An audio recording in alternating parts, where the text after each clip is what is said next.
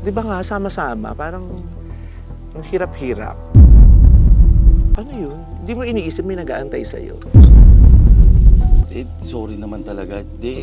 Kaninang umaga nag-chat naman ako sa'yo.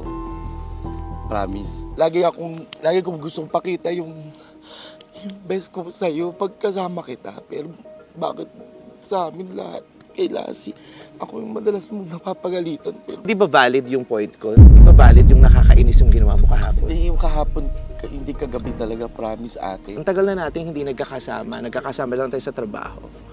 Hindi na nagkakasama, tapos pag nagkasama tayo, matutulog ka ng matagal. Tapos maliligo ka ng matagal. Di ba nakakairita? At walang magsasabi sa'yo nun, ako lang. Okay na tayo. Okay na tayo. Ako okay ako. Di ba? Ako okay ako.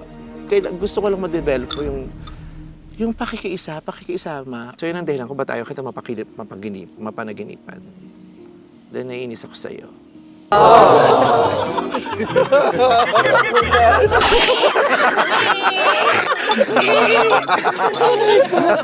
Uy!